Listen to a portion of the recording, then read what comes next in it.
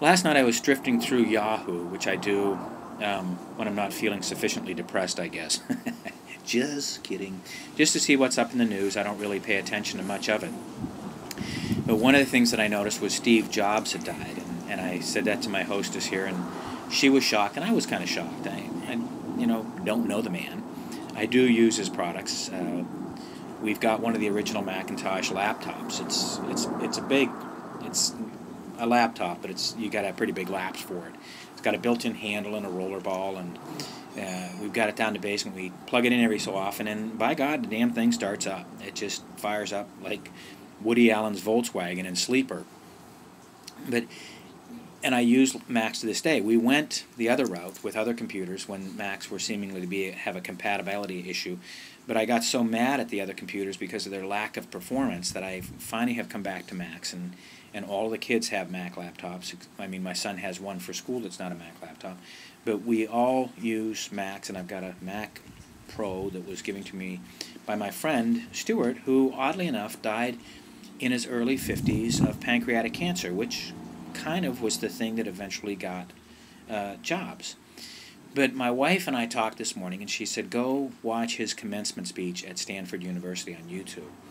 And he talked about how many things in his life, like when he got fired from Apple, how that seemed like a really bad thing.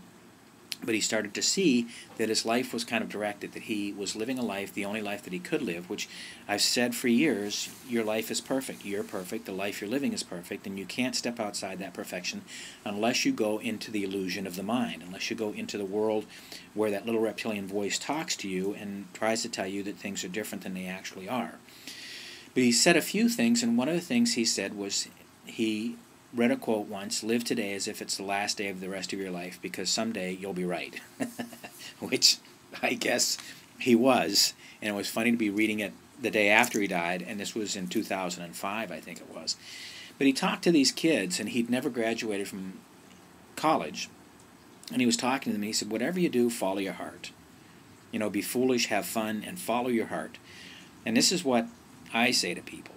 Steve Jobs did it. I think he was an enigma. I think he got lucky. I think he fell into the world, and maybe he had a destiny here. But one of the things that I work with people is to provide them with a new mechanism. Well, it's not a new mechanism. It's a mechanism that they already have, but a mechanism to follow their love, follow their curiosity. And if they follow their curiosity, many times their life is much more magnificent than the one we're living. And I use Steve Jobs as an example, not of my technology, but of somebody who's lived an exceptional life, left the planet maybe a little too early, but I don't know about that. Again, when it's your time to go, I don't think there's much you can do about it. And he seems to be real resolved in it, real okay with it years earlier when he was first diagnosed with cancer. He's a Buddhist, apparently, with Muslim background, which makes me even happier to have been on the earth at the same time he was. And I love his products. I'm using Photo Booth right now to talk to you and share this with you over the internet. Have a fun day.